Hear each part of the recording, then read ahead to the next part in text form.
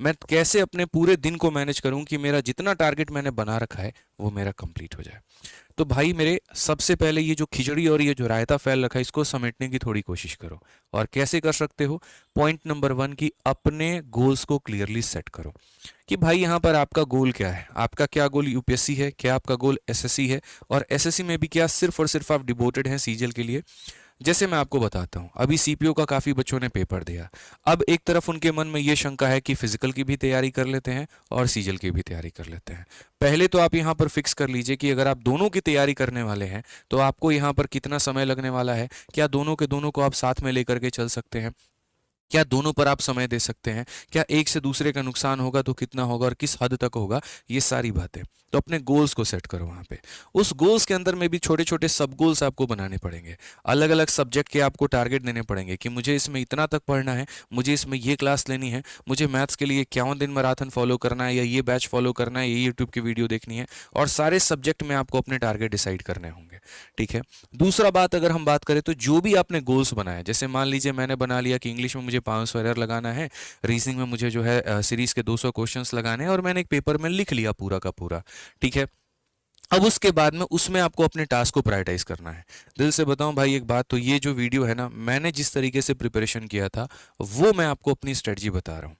मैं ऑनेस्टली बता रहा हूँ, जो मेरे अपने खुद के तरीके होते थे उसी को मैंने पूरा डिज़ाइन किया। ठीक है। कौन किस तरीके से पढ़ता है, कैसे पढ़ता है, उससे मुझे कोई फ़र्क नहीं पड़ता। जिस तरीके से मैंने 5 सरकारी नौकरियां निकाली हैं, आज मैं आपको अपनी रणनीति बताने जा रहा हूँ। तो मेरा सबसे पहला काम ही होता था कि मैं अपने गोल्स को सेट करूंगा कि भाई ये मेरे काम है, उसमें प्रायोरिटाइज करूंगा। यहाँ पे प्रायोरिटाइज का मतलब कि जैसे मान लीजिए पहली प्रायोरिटी मेरा सिलेबस कंप्लीट करना होता था, और दूसरी प्रायोरिटी उसके सेक्शनल मॉक टेस्ट और मॉक टेस्ट देने होते थे।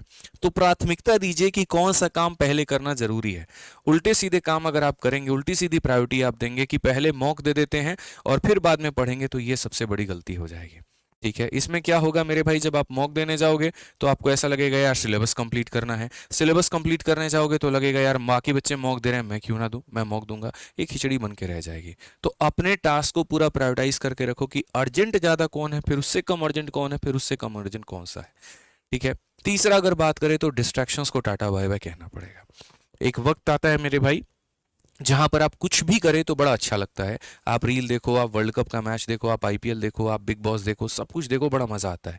लेकिन एक वो भी वक्त आता है जहां पर आपको इस अपने आप को पूरी दुनिया से सोशली कट आउट होना होता है, सारी दुनिया को टाटा बाय बाय कहना होता है, और सिर्फ अपने आप पर फोकस करना होता है। जो मेरे पेपर के आखिरी के 60 दिन थे, मैं आपको बता रहा हूँ, मैं सिर्फ और सिर्फ कमरे से खाना खाने के लिए बाहर निकलता था, और उसके अलावा मेरे भाई कोई काम नहीं था। वॉशरूम वॉशरूम सारा रूम के अंदर में ही था मेरे भाई, अटैच ही था वहाँ पे। तो बस अपना पूरे दुनिया से कोई मतलब ही नहीं है, बाहर जाना ही नहीं है, कहाँ घूमना क्या घूमना, कोई शॉपिंग नहीं, कोई सोशल मीडिया नहीं। क्योंकि मुझे पता है कि अगर ये 60 दिन मैंने अपने आप को नहीं दिया ना, तो मेरी ज़िंदगी मुझे दोबारा मौका नहीं देने वाली है। वो एक अटेम्प्ट मेरा नहीं छूटेगा, वो मेरा पूरा पूरा 1 साल पीछे छूट जाएगा। दोस्तों के सिलेक्शन के स्टेटस मैं देखूंगा, और बस यहाँ पर देख करके अपने आप को कमरे में कैद करता चला जाऊंगा, अपनी इच्छाओं का दमन करता चला जाऊंगा। वो काम मुझे नहीं करना है। दूसरों से एग्जाम्पल नहीं लेना, अपना एग्जाम्पल सेट करना है। और यहीं के सारे डिस्ट्रैक्शंस, अगर आप फ़ोन पर बहुत ज़्यादा बात कर रहे हैं उसको कम करिए, अगर आप अन्यथा कोई फालतू का काम कर रहे हैं उसे कम करिए, कहीं पर फुल टाइम जॉब कर रहे हैं उसे फुल हाफ टाइम पर लेकर के आइए। मतलब उतना ही फोकस बाकी चीज़ों पर देना है जितनी आवश्यकता हो। खाना खाने में 10 मिनट लगते हैं तो 10 मिनट ही दो, 1 घंटे खाना मत खाओ।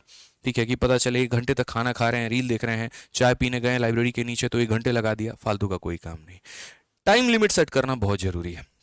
एक ब्रिटिश में एक बहुत बड़ा मेरे भाई प्रिंसिपल है, और उस प्रिंसिपल में ये सीधा सीधा बोला जाता है कि इंसान की कामयाबी के सबसे ज़्यादा पीछे जो अगर कोई शक्ति काम करती है तो वो उसके टाइम लिमिट को सेट करना होता है। मतलब आप ऐसे मान करके चलो कि मैं निकल गया बस कहीं पर घूमने और मुझे पता ही नहीं कहाँ जाना है, तो ये जर्नी कभी भी सक्सेसफुल नहीं होगी, कभी इंटरेस्टिंग नहीं होगी। मंजिल का पता होना तो सफ़र के मज़ा जो है वो अलग ही आता है। तो आप अपना पहले मंजिल डिसाइड करो करना क्या है, उसके लिए एक पर्टिकुलर एक टाइम दो कि मुझे यहाँ पर इतने दिनों में ये चैप्टर खत्म कर लेना है, मुझे इतने दिनों में इतने वन वर्ड याद कर लेने हैं, मुझे इतने दिनों में इतने ग्रामर के रूल्स याद कर लेने हैं। क्योंकि ये जो दिमाग है ना, ये उसी बिहाफ पर काम करता है जो टारगेट देते हो। अगर आप अपने माइंड को बोलोगे अगले 1 घंटे में 10 तक का टेबल याद कर लेने को, तो ये 10 तक का ही करेगा, मजाल इसका जो 11 करके दिखा दे, पॉसिबल ही नहीं है। हमेशा माइंड उस लिमिट तक ही काम करता है, उससे ज़्यादा का काम करता ही नहीं है।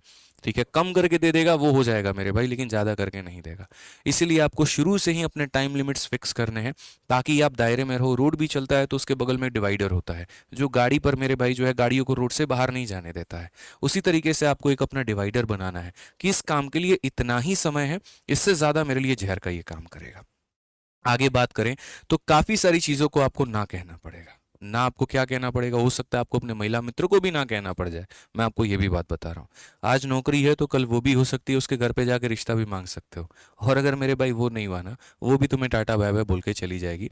चाहे तुम्हारा प्यार कितना भी सच्चा है और कितना भी बोल दो अरे सर मेरी वाली अलग है, सब देखे हैं दुनिया हमने, और काफी बच्चों के स्टोरीज भी देखते आ रहा हूँ, केसेस भी देखते आ रहा हूँ। तो भाई के नाते एक सलाह दूंगा मेरे भाई, काफी सारी चीजों को ना कहना पड़ेगा। अब इसका मतलब ये नहीं आज ही उसको ब्लॉक कर दो और मैसेज कर दो 60 दिन बाद बात करूंगा, बिल्कुल भी नहीं। लेकिन जो तुम अपने घंटे घंटे समय देते हो व्हाट्सअप पे, फेसबुक पे, सोशल मीडिया पे, ठीक है, दोस्ती यारी में, घूमने जाने में, क्रिकेट खेलने में, संडे को शॉपिंग करने में, सारी चीजों को ना कहना पड़ेगा। या जहां जरूरत पड़े तो उसको बहुत कम पे लेके आना पड़ेगा। तो पहले तुम्हें अपने लैंड को पूरा फर्टाइल करना है इन चीजों के माध्यम से, क्योंकि भाई मैं बोल लूँ ये सब्जेक्ट पढ़ना है, वो सब्जेक्ट पढ़ना है, वो सब्जेक्ट पढ़ना है, अरे वो तब पढ़ोगे ना जब तुम्हारे यहाँ पर ये सारी चीजें क्लियर होंगी। जमीन ही बंजर है तो पेड़ क्या उगेगा। तो पहले अपने लैंड को फर्टाइल करो, पहले यहाँ पर अपने आप को क्लियर करो। ये बेस्ट है, तो आगे का काम मैं आपको बताऊंगा। ठीक है, हम खुद आपके पास में हैं, आपके साथ में हैं, आपके बगल में हैं। ठीक है, आपके कंधे पे अपना हाथ रखे हुए हैं, बस आप पढ़िए। ठीक है, चलिए तो मिलेंगे अगली वीडियो।